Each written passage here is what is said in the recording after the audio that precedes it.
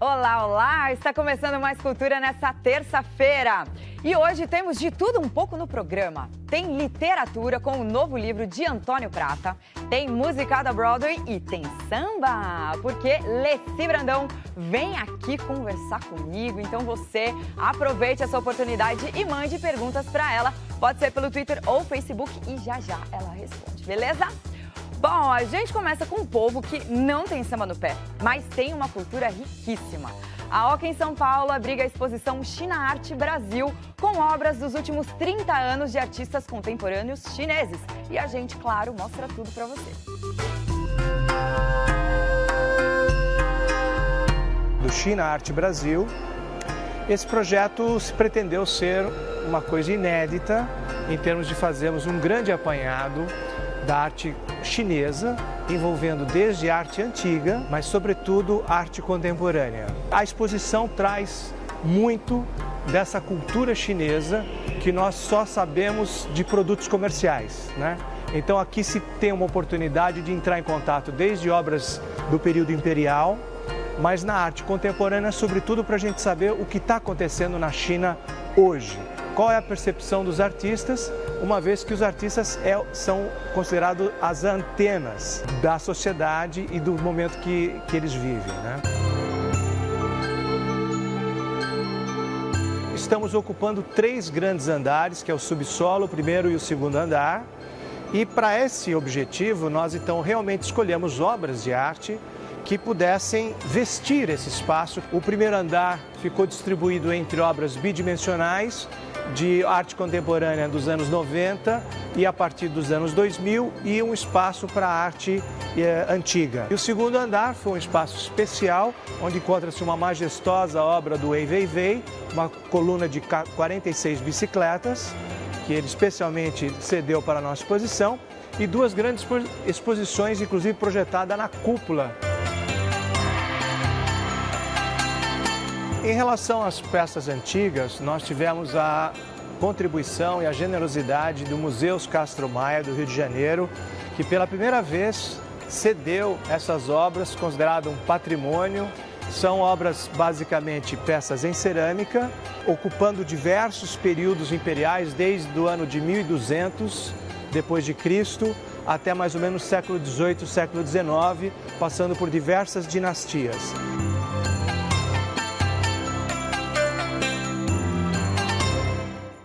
Lindíssimo, imperdível. Agora, da arte contemporânea, vamos ao passado.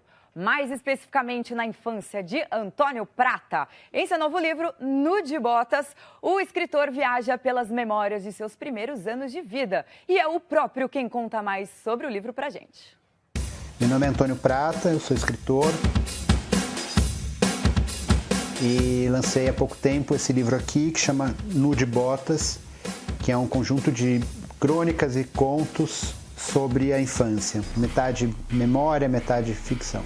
Eu comecei a escrever o livro, comecei anotando memórias da minha infância, assim, desde as primeiras memórias dos meus 2 anos até as memórias que eu acho que estão no período em que acaba a infância, lá cerca dos 10 anos de idade. E aí comecei a puxar esses fios para ver onde davam. Algumas memórias não davam em lugar nenhum, eram só histórias que interessavam a mim, mas ninguém.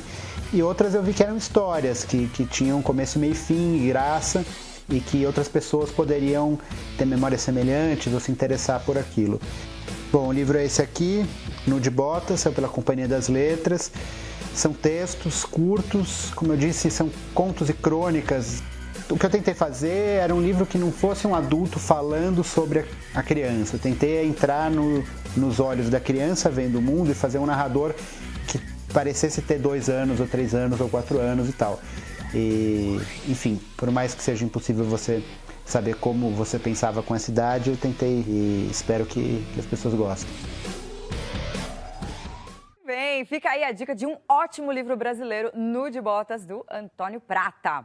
E eu deixo também uma outra dica agora para sua noite. Hoje, às 11h30 da noite, o Provocações recebe o cantor Nazi. E olha, haja provocação aí, viu? O Nazi conta tudo e um pouco mais. Então eu te deixo com um gostinho, mas não deixe de assistir hoje à noite que tá imperdível, beleza? E olha, imperdível também está o nosso próximo bloco com a musa do samba, Leci Brandão, tá bom? Eu volto já. Dizem que o Ira pretendia ser a mais punk das bandas, mas não conseguiu atingir o seu objetivo. Defenda o Ira. O Ira, na verdade, eu e o Edgar, nós que lideramos o Ira, a gente tem formação, digamos assim, do rock clássico, que veio antes do punk. Né? Bandas como Led Zeppelin, só para citar uma bem importante, The Who, né?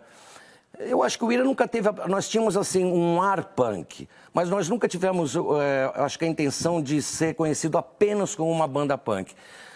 Não ser uma banda panfletária também, que é um aspecto do punk, ter sempre que só falar sobre política. Nós queremos falar sobre o amor também, como você leu muito bem aí. A banda está reaparecendo? Tá, sim, nós estamos em ensaio. Vamos agora, estreamos em maio, na virada paulistana. Já estamos com músicas novas, né? E vamos excursionar pelo país para matar a saudade de nós mesmos e do público. Mais cultura de volta agora com uma charada. Adivinha quem é? Ele fez muito sucesso com uma série que acabou recentemente. Declarou publicamente ser gay e está arrancando elogios de crítica e público neste papel aqui, ó. Vamos ver. E aí? Adivinhou de quem eu estou falando? Bom, o pessoal da Colherada Cultural mata essa charada pra gente agora. Olha só. Cadê?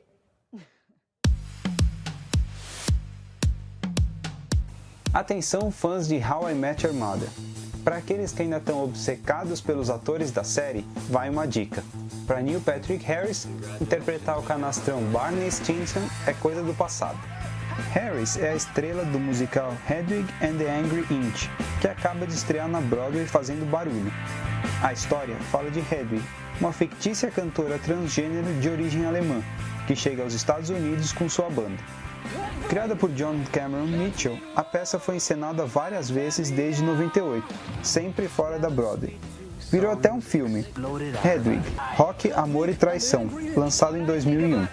Para viver o personagem, Patrick Harris teve que mostrar que sabe cantar e dançar muito bem. Em cena, ele usa saltos altíssimos, vestidos minúsculos e faz acrobacias performáticas. As sessões estão lotadas e as críticas foram muito positivas, elogiando a performance roqueira de Patrick Harris. Depois de ter se assumido publicamente gay, o ator mostra que não dá pra gente separar o mundo em caixinhas. Saiu da pele do galanteador Barney Stinson para subir no salto da drag queen Hedwig. Make every night legendary. Muito bom. E agora sim, aqui ao meu lado, Leci Brandão, que dispensa maiores apresentações, né, Leci? Tudo bem? Tudo bem, um prazer enorme estar aqui com você, viu? Prazer Tô muito feliz, nosso. muito Obrigada feliz mesmo. por ter Fazia aceitado tempo que eu não o vim nosso aqui na convite. Cultura, então Tava com saudade? Muito. Muito bem, apresente, por favor, os seus meninos. Meus meninos, Fabiano Sorriso, pandeiro, Marquinhos Boldrini, violão e Jefferson B.A., percussão. Sejam é uma parte, né, do São Pagode. Tem mais por aí. Sejam bem-vindos. Leci, são mais de 40 anos de carreira. 40. 40? 40 ano que vem. 40 ano que vem. Ano que vem. Tá bom. A gente tá querendo mudar aqui as datas. O seu primeiro disco é de 1975, mas antes disso você já cantava, já compunha. Como começou a sua carreira na música? Eu acho que tudo começa quando eu vou para a Estação Primeira de Mangueira, né, como compositora. Claro, eu já cantava antes, já fazia parte de festivais estudantis, enfim, mas o Zé Branco me levou para a aula de compositores da Mangueira e passei a ter minhas visibilidades, né, naquela quadra. Claro, e aí eu fui para o Teatro Opinião, de depois eu fui fazer shows, foi quando eu conheci Dona Ivone Lara, conheci Alcione, né, enfim. E aí, em 75, a gente grava o primeiro LP e aí depois eu não parei mais. Mas como foi que ele te conheceu? O Sérgio Cabral me conheceu cantando numa roda de samba na Estação Primeira de Mangueira. Quem me apresentou para ele foi a Lígia Santos, filha de Donga, né? O homem que fez o primeiro samba aí, que era pelo telefone. E o Sérgio ficou surpreendido pelo fato de eu ser uma compositora de uma escola de samba e fazer músicas que tinham letras consideradas músicas de protesto na época, né? Então isso fez com que a imprensa carioca, enfim, fizesse assim, desse muito espaço para o meu trabalho, pelo fato da gente fazer uma música já com cunho de luta social. Claro, muito bem. Mulher Cabra-Macho, sim senhor, né? E você foi a primeira mulher a integrar a ala de compositores da Mangueira. Na época, você sentia algum preconceito por isso? Olha, na verdade o que houve, Bárbara, foi um espanto, né? Porque eles diziam, mas o que essa menina veio fazer aqui? Né? Era uma ala de compositores, tinham 40 homens reunidos, né? Entre eles, Darcy da Mangueira, Zagaia, Preto Rico, né? Gente que sempre ganhou samba enredo lá. Mas eu cheguei com muita humildade e disse para eles o seguinte, eu vim aqui para aprender com os senhores. Até porque eu já fazia samba, já tinha vencido festivais, enfim. Mas queria entrar para aquela universidade. E aí acabei entrando, consegui chegar 6 vezes a finais de samba enredo. Nunca venci, mas pelo menos eu chegava sempre às finais. Até o fato de eu tocar pandeiro, eu aprendi vendo o Zagaia tocar, né? Ninguém me ensinou. Eu vendo o Zagaia tocar pandeiro, partido alto, pessoal versando, tudo isso eu aprendi ali. Muito bem. Agora, a sua luta pelos direitos e empoderamento da mulher já vem desde essa época? Ah, já. Eu costumo dizer que eu já fazia parte das encrencas brasileiras desde os anos 70. Eu já olhava aquilo, sabe, de uma forma assim, até da minha própria vivência, né? Porque eu venho de uma origem muito humilde. Então, eu sou passageira de trem, carreguei marmita, tive patrão, bati ponto. Tem uma consciência, né? Ali. Morei em escola pública. Então, a gente sabe exatamente o que a vida de pobreza e de luta, né? Para você poder crescer na vida, a gente sempre acompanhou isso muito de perto. E isso acabou sendo inserido nas minhas letras, né? Eu era chamada de a compositora engajada, compositora até de chita eu já fui chamada. Oh, meu Deus! Porque eu fazia músicas, chamadas músicas... Eu nem sabia que eu fazia protesto, essa é a grande verdade. Muito bem. Gente, olha só. Há exatos 40 anos, em 1974, a Alessi cantou com o Cartola em um ensaio aqui na TV Cultura. Vamos ver? Tava com saudade? Fernando Faro, né? Então vamos matar um pouquinho da saudade.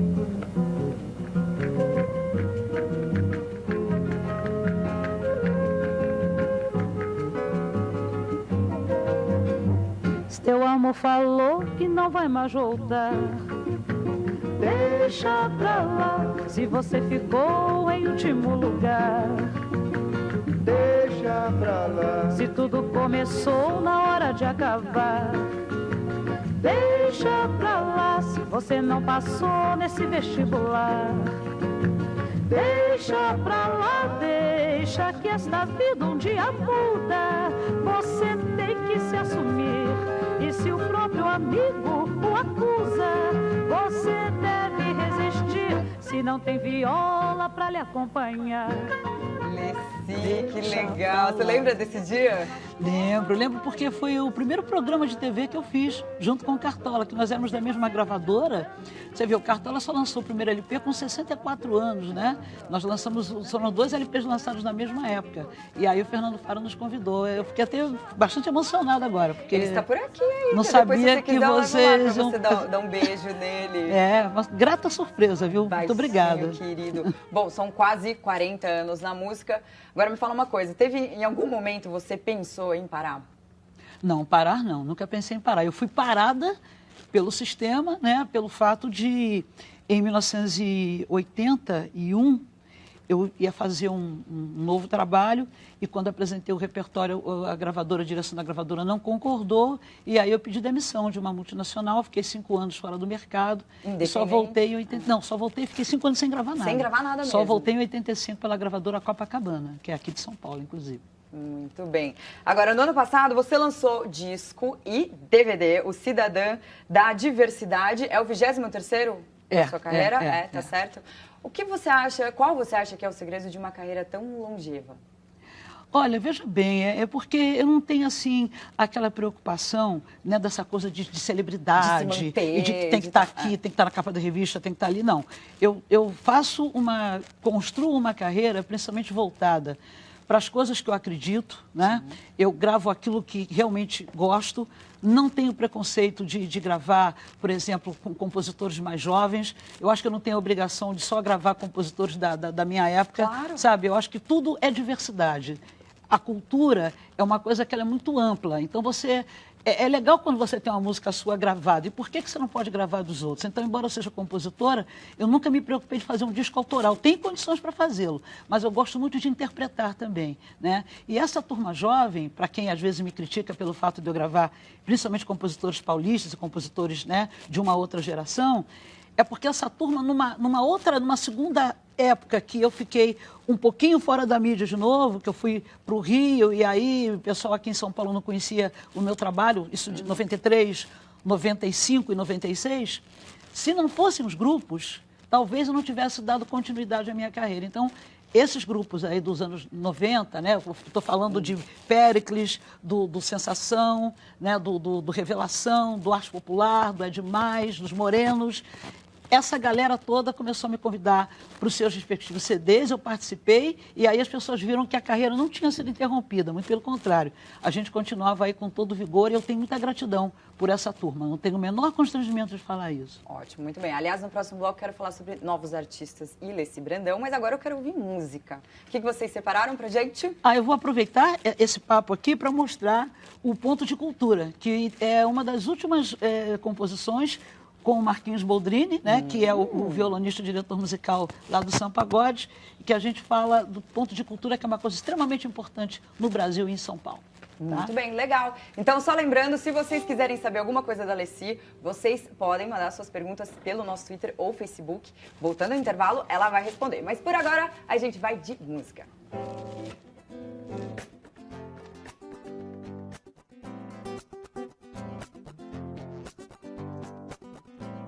Você nos encontrou na nossa identidade.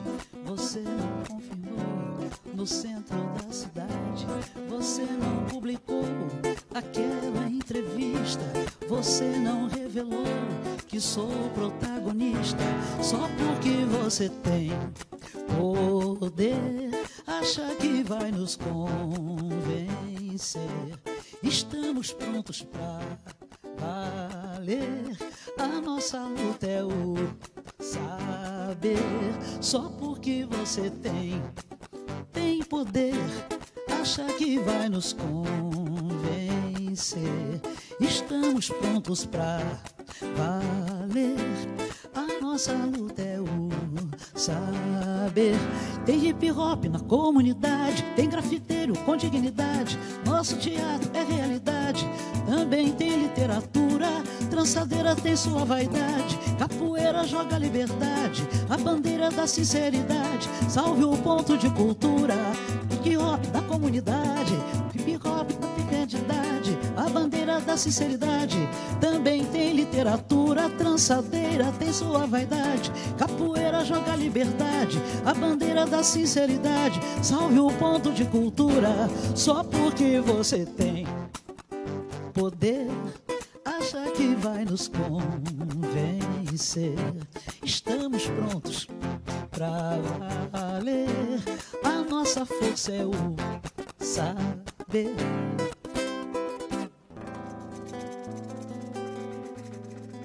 Muito bem. Quem avisa é o Zé do Caroço. Amanhã vai fazer alvoroço, alertando a favela inteira. Ai, como eu queria que fosse Mangueira, que existisse outro Zé do Caroço, pra falar de uma vez pra esse moço. Carnaval não é esse colosso, nossa escola é raiz, é madeira. Mas é morro. Aí, Seu Jorge, apenas um dos vários cantores que já regravaram Leci Brandão. Quando você vê esses novos artistas, você consegue ver a sua influência, a sua grande influência na música brasileira?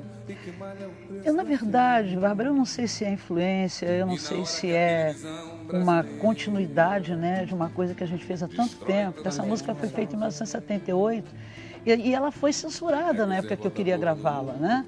Então, passam-se os anos, e aí o Arte Popular grava em 93, depois o Revelação explode a música em 2000, aí o Seu Jorge vem e faz uma releitura teatral, porque a forma como ele canta, ele explicita mais a letra. Aí a Mariana Aidar me convida para gravar com ela, e eu acabo tocando em emissoras de FM que eu nunca havia tocado. Você vê como é que é uma coisa de E justiça, mesmo assim, né? Mas mesmo assim, não tendo tocado na rádio, você alcançou o sucesso mesmo assim pela sua veracidade, pela sua genuidade. Exatamente, acabou depois entrando no Tropa de Elite 2, né? Num contexto até que não me agradou muito, porque na hora que entra o Zé do Caroço no filme, é para exaltar uma pessoa que fazia coisas que não são muito legais, né? Eu fiquei assim um pouco apreensiva com isso, mas eu acho que houve uma compreensão do público. Todo mundo sabe que a música Zé do Caroço é uma história real. O Zé do Caroço já faleceu, né? Então, o que é hoje a rádio comunitária era o serviço de alto-falante naquela época, entendeu? Muito bem. Lecir, quero saber da sua agenda, como é que está? E a minha agenda?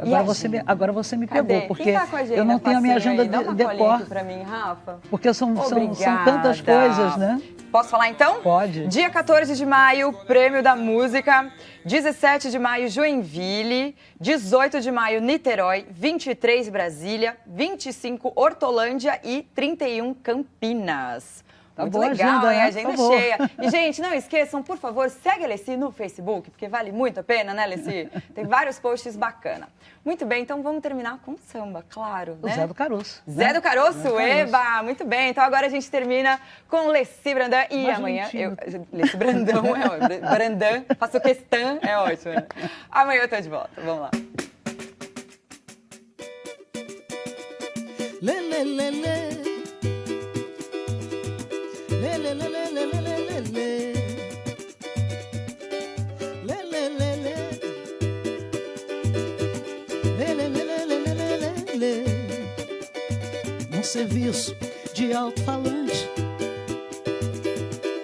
no Morro do Pau da Bandeira, quem avisa é o Zé do Caroço. Amanhã vai fazer alvoroço, alertando a favela inteira. Como eu queria que fosse em Mangueira, que existisse outro Zé do Caroço, pra dizer de uma vez pra esse moço: carnaval não é esse colosso, minha escola é raiz, é madeira, mas é o Morro do Pau da Bandeira, de uma Vila Isabel verdadeira, que o Zé do Caroço trabalha, que o Zé do Caroço batalha e que malha o preço da feira. E na hora que a televisão brasileira distrai minha gente com a sua novela, é que o Zé põe a boca no mundo, faz um discurso profundo, ele quer ver o bem da favela. Está nascendo um novo líder, canta samba pagode no Morro do Pau da Bandeira. Tá nascendo um novo líder no Morro do Pau da Bandeira, no Morro do Pau da Bandeira, no Morro do Pau da Bandeira. Diz lê, lê, lê, lê, lê, lê, lê, lê, lê, lê, lê, lê, mais cultura. Diz lê, lê, lê, lê, lê, lê, lê, lê, lê, lê, lê, lê. Num serviço de alto-falante, no Morro do Pau da Bandeira, quem avisa é o Zé do Caroço. Amanhã vai fazer alvoroço, alertando a favela inteira. Ah, como eu queria que fosse em Mangueira, que existisse outro Zé do Caroço, pra dizer de uma vez pra esse moço: carnaval não é esse colosso, são pagode é raiz, é madeira, mas é o Morro do Pau da Bandeira, de uma Vila Isabel verdadeira, que o Zé trabalha, batalha, malha o preço da feira.